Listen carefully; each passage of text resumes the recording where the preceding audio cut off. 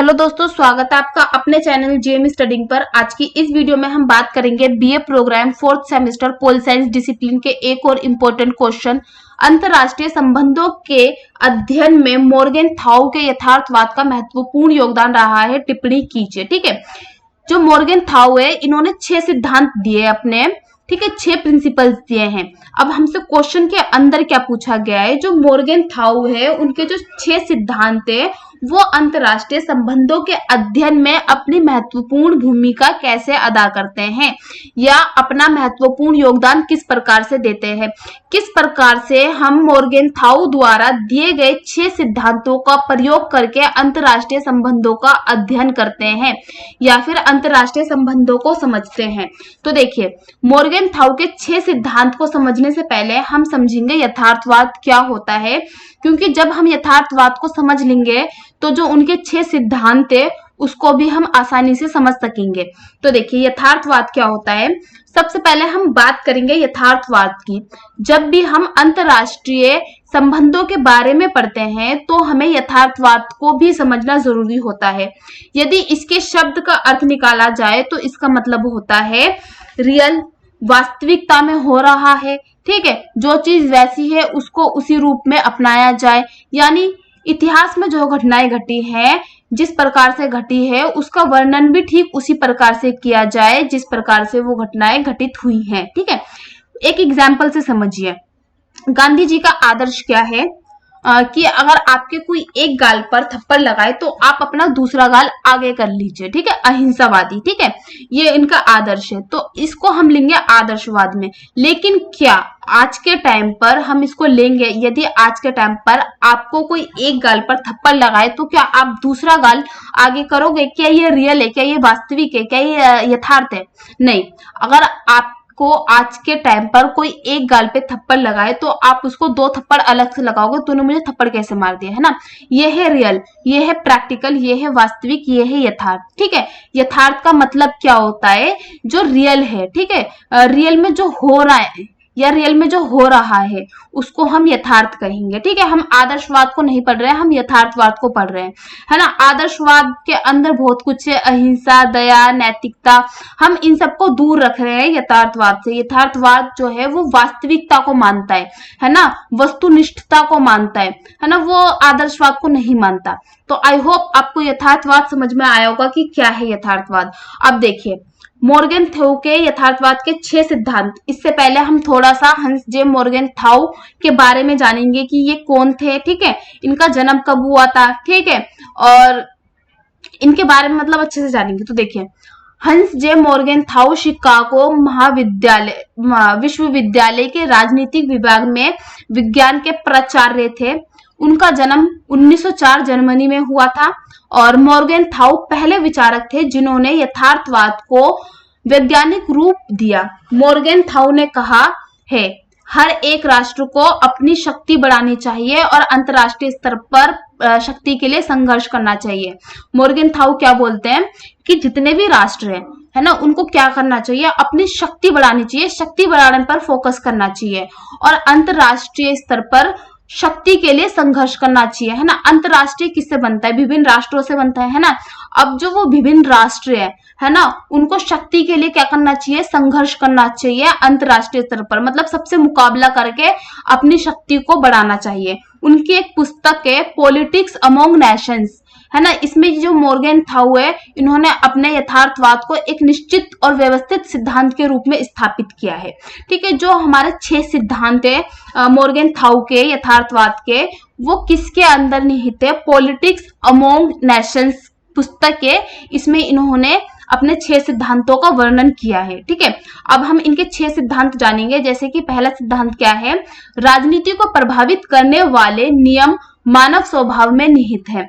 मोर्गेनथाउ के यथार्थवाद का पहला सिद्धांत यह है कि राजनीति को प्रभावित करने वाले सभी कानून मानव स्वभाव में निहित है। दुनिया में मनुष्य जिन कानूनों के अनुसार काम करता है वे सार्वभौमिक है और हमारे नैतिक विश्वासों से इसका कोई लेना देना नहीं है। मोर्गेनथाउ का कहना है, मानव का स्वभाव स्वार्थी होता है, मनुष्य अपने स्वार्थ के लिए संबंध स्थापित करता है और राजनीति को मानव का स्वभाव प्रभावित करता है। अर्थात एक राज्य विभिन्न व्यक्तियों से मिलकर बनता है और व्यक्ति का स्वभाव स्वार्थपूर्ण होता है।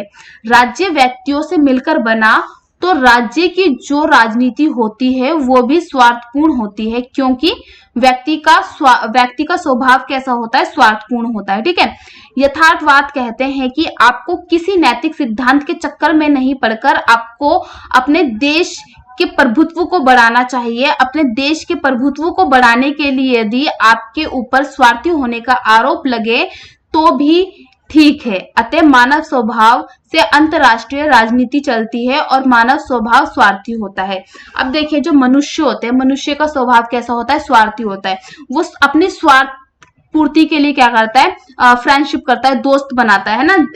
कई बार आपने देखा होगा स्कूल या कॉलेजेस में किसी को ना नोट्स चाहिए होते हैं, है ना, तो वो क्या करेंगे कि अपने फायदे के लिए, है ना, अपने स्वार्थ के लिए उस बंदे से दोस्ती करेंगे।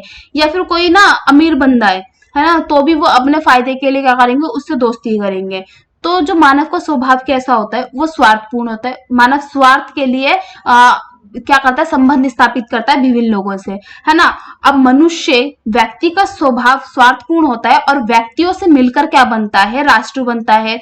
तो राष्ट्र को क्या प्रभावित करता है, मनुष्य का स्वभाव प्रभावित करता है। ठीक है, जो राष्ट्र है, राष्ट्र व्यक्तियों से मिलकर बना, है ना, और राष्ट्र को किसने प्रभावित किया, व्यक्ति ने प्रभावित किया, क्योंकि व्यक्ति का स्वभाव कैसा होता है, स्वार्थपूर्ण होता है। स्वार्थ की सिद्धि के लिए वो संबंध स्थापित करता है। ठीक उसी प्रकार से जो मॉर्गन थाउ है वो क्या बोलते हैं कि, देखिए ये क्या बोलते हैं, राजनीति को प्रभावित करने वाला नियम मानव स्वभाव में निहित है। ठीक है, तो क्या हुआ, इसका अर्थ जो मानव का स्वभाव है वो राजनीति को प्रभावित करता है।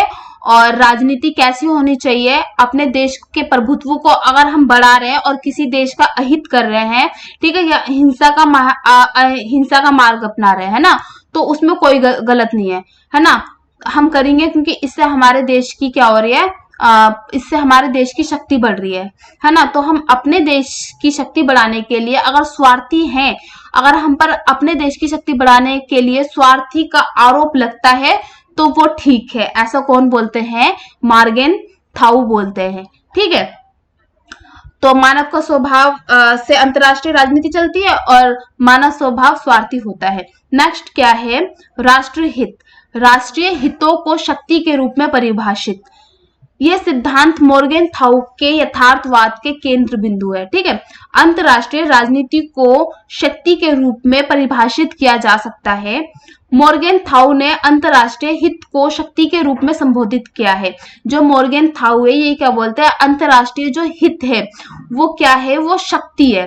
ठीक है, शक्ति के द्वारा ही हम अंतरराष्ट्रीय हित को प्राप्त कर सकते हैं। ठीक है, राष्ट्रीय हित को प्राप्त कर सकते हैं शक्ति के माध्यम से, है ना। हमारे पास जितनी ज्यादा शक्ति होगी उतना ज्यादा हम राष्ट्रीय हित कर सकेंगे, है ना। अब मान लीजिए एक कमजोर आदमी है और एक शक्तिशाली है, एक कमजोर राष्ट्र है, एक शक्तिशाली राष्ट्र है। अब जो शक्तिशाली राष्ट्र है वो क्या करेगा, कमजोर राष्ट्र पर आक्रमण करेगा, है ना। अब उससे क्या होगा, जो कमजोर राष्ट्र है उसके जो राष्ट्रीय हित है वो हो पाएंगे, नहीं हो पाएंगे, है ना।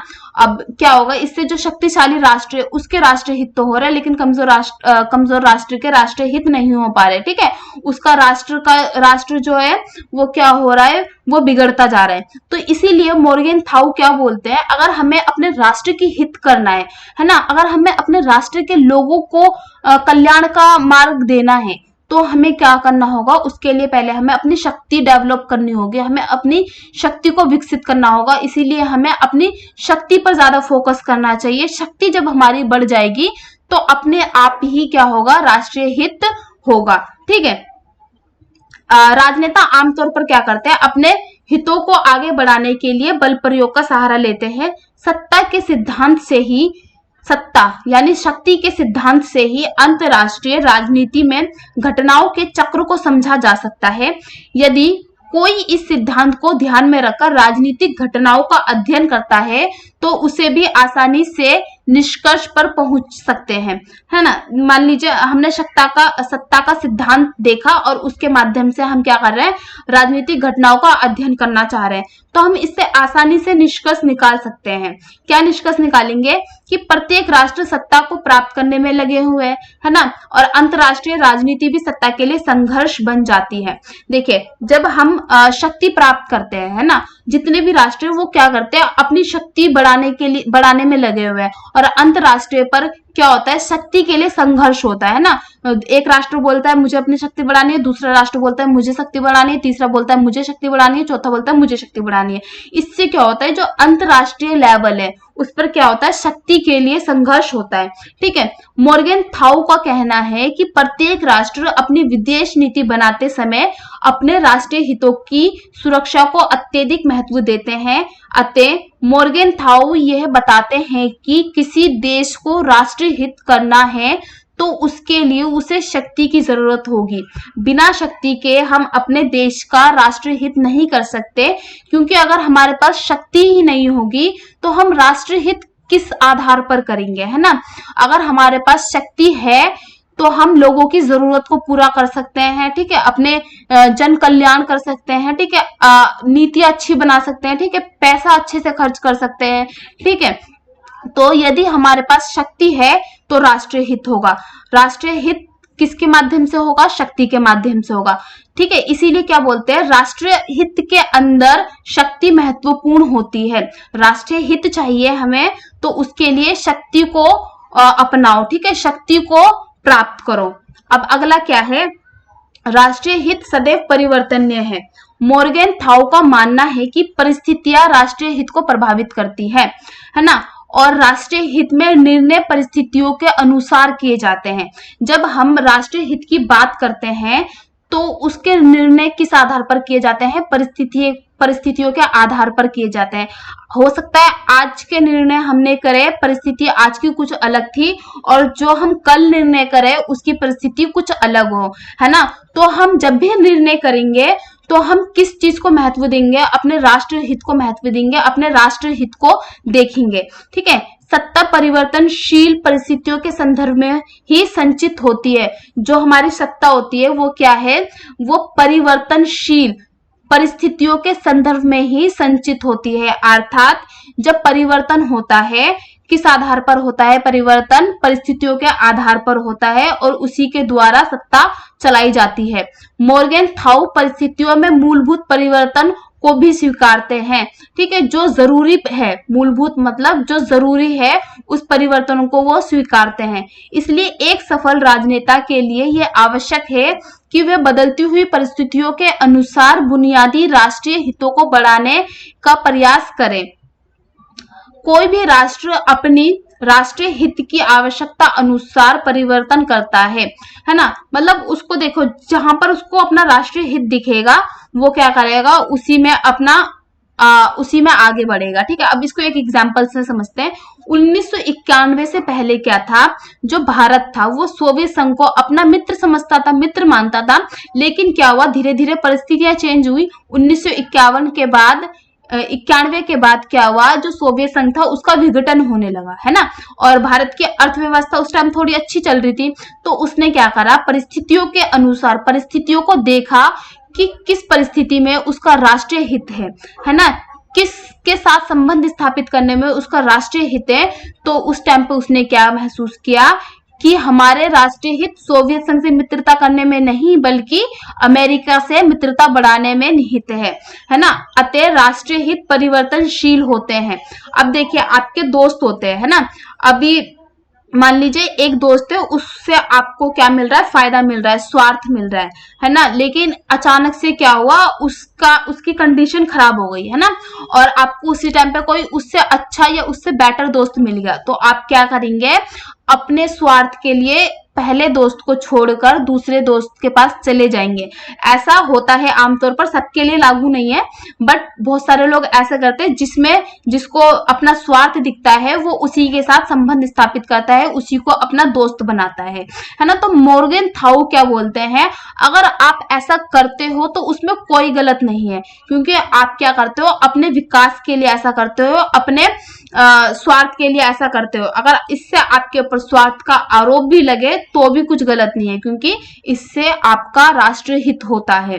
ठीक है, अगला क्या है, विवेक राजनीति का सर्वोच्च गुण है। यथार्थवाद विवेक को राजनीति में सर्वोच्च मूल्य मानते हैं कि यथार्थवादी मानते हैं कि राज्यों के कार्यों में कोई सार्वभौमिक नैतिकता का पालन नहीं हो सकता। नैतिकता का महत्व है, परंतु वह अमूर्त, अमूर्त का क्या मतलब होता है, जिसकी कोई मूर्त ना हो। ठीक है, वह सार्वभौमिक नहीं हो सकते। इसके विपरीत इसे समय व स्थान की ठोस परिस्थितियों की कसौटी से बंधा होना चाहिए। परिस्थितियों के अनुकूल उसका चयन करना चाहिए। इनके अनुसार नैतिक सिद्धांतों का पालन विवेक और संभावित परिणामों के आधार पर होना चाहिए। जो मोर्गेनथाउ है वो क्या बोलते हैं, हमें नैतिक सिद्धांत का पालन अपने विवेक और जो परिणाम संभावित है उसके आधार पर करने चाहिए। बिना विवेक के राजनीतिक नैतिकता का कोई अर्थ नहीं रह जाता। मोर्गेनथाउ कहते हैं हमें अपने राष्ट्रीय हित के लिए विवेक का प्रयोग करना चाहिए। विवेक के माध्यम से हम राष्ट्रीय हित को बढ़ावा दे सकते हैं। ठीक है, मेनली इसमें किस पे फोकस किया गया है, विवेक, जिस पर आपकी बुद्धि पर। ठीक है, बुद्धि के अनुसार आपको नैतिकता देखनी चाहिए। अगला क्या है, राष्ट्र के नैतिक मूल्य और सार्वभौमिक नैतिक मूल्यों में विभिन्नता। इसके अंदर देखिए, राजनीतिक यथार्थवाद किसी राष्ट्र के नैतिक मूल्य को सार्वभौमिक नैतिक मूल्यों से अलग मानता है। यथार्थवाद प्रत्येक राज्य को एक ऐसी राजनीतिक कर्ता के रूप में देखता है जो हमेशा शक्ति के माध्यम से अपने हितों की सिद्धि प्राप्त करने में जुटा रहे। जो यथार्थवाद है वो क्या बोलता है, जो राज्य है राज्यों को ऐसे राजनीतिक कार्यकर्ता के रूप में देखता है कि उसको ना सिर्फ अपनी शक्ति बढ़ानी है। ठीक है, शक्ति के माध्यम से अपने हितों की सिद्धि करनी है। शक्ति पहले बढ़ाओ, उससे फिर क्या करो, उसके जो भी हित है उसको प्राप्त करो, उसकी सिद्धि करो, है ना। देखो नैतिक मूल्य, अब जो सार्वभौमिक नैतिक मूल्य होते हैं उसको वो क्या होते हैं उसको थोड़ा सा जान लेते हैं। जैसे सत्य, अहिंसा, सहयोग, शांति, भाईचारा, ईमानदारी और न्याय, है ना, ये सब क्या है, सार्वभौमिक नैतिक मूल्य हैं। मोर्गेनथाउ का कहना था कि इन सभी सार्वभौमिक नैतिक मूल्यों को निजी जीवन में अपनाओ, अंतर्राष्ट्रीय स्तर पर नहीं, क्योंकि अगर हम अंतर्राष्ट्रीय स्तर पर इसे अपनाएंगे ना तो हमारा राष्ट्र क्या होगा, कमजोर हो जाएगा, हमारे राष्ट्र के पास शक्ति नहीं रहेगी, है ना। तो ये जो चीजें हैं ये सब आप किस में अपनाओ, निजी जीवन में अपनाओ। जो आदर्शवाद है वो इन सबको अंतर्राष्ट्रीय लेवल पर अपनाते हैं, है ना। अब देखिए यहां से यथार्थवादी नहीं, मोर्गेनथाउ का कहना है हमें इन नैतिक मूल्यों से नहीं, राष्ट्र के नैतिक मूल्यों से चलना चाहिए। जो ये सार्वभौमिक नैतिक मूल्य हैं इनसे नहीं चलना चाहिए, हमें किससे चलना चाहिए, जो राष्ट्र के नैतिक मूल्य है। अब राष्ट्र के नैतिक मूल्य क्या है, देखिए जैसे राष्ट्र की सुरक्षा। ठीक है, राष्ट्र की सुरक्षा कैसे की जाए, शक्ति बढ़ाकर। ठीक है, शक्ति को प्राप्त किया जाए, नागरिकों के जीवन को सुधारा जाए। ठीक है, संपत्ति और अधिकारों की रक्षा किया जाए, विकास की ओर कैसे बढ़ सकते हैं हम उसको देखा जाए। ठीक है, और स्वतंत्रता एवं हितों की रक्षा की जाए। मोर्गेनथाउ कहते हैं हमें राष्ट्र के नैतिक मूल्यों के आधार पर चलना चाहिए, ना कि सार्वभौमिक नैतिक मूल्यों के आधार पर।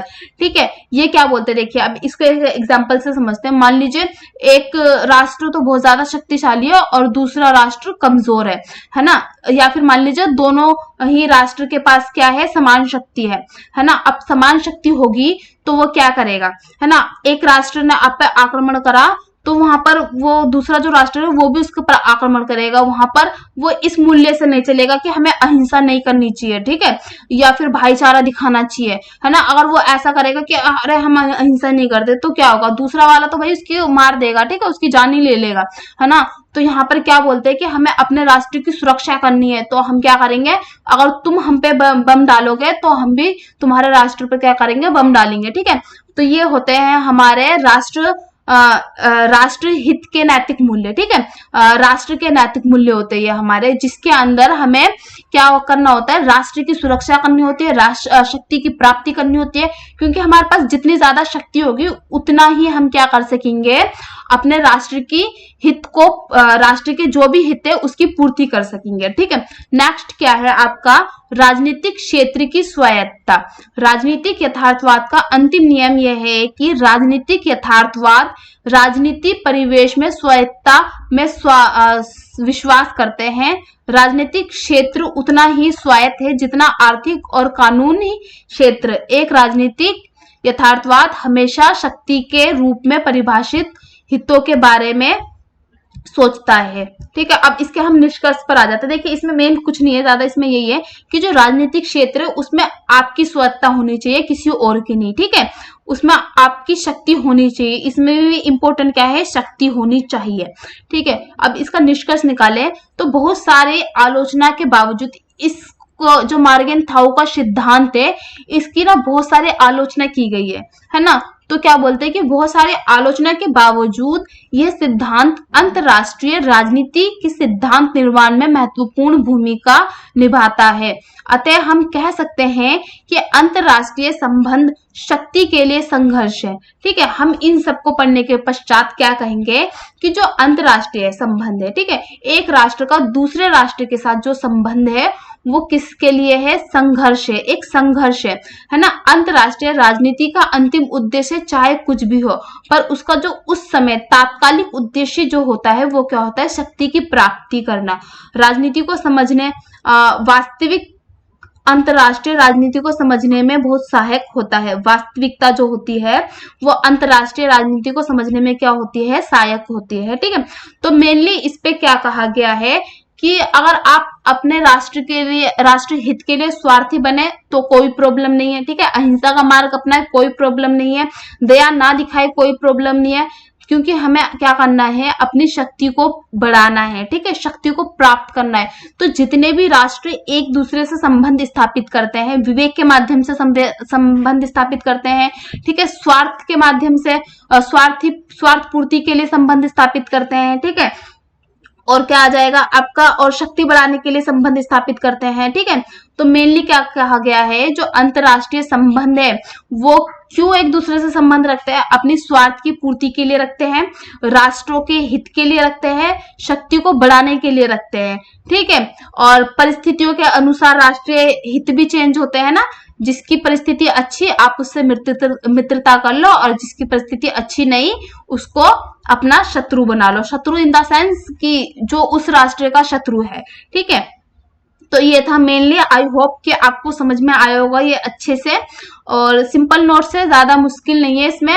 ठीक है, चैनल को सब्सक्राइब कर देना क्योंकि और भी ज्यादा वीडियोस आने वाली है इस पर पोल साइंस डिसिप्लिन से रिलेटेड। ठीक है, तो देख लीजिए, ये है ये आपका इंपॉर्टेंट क्वेश्चन। अंतरराष्ट्रीय संबंध में मॉर्गेनथाउ के सिद्धांत ने कैसे, किस प्रकार से अंतरराष्ट्रीय संबंध के अध्ययन में महत्वपूर्ण योगदान दिया। ठीक है, तो वीडियो कैसी लगी कमेंट्स में जरूर बताना। Thank you.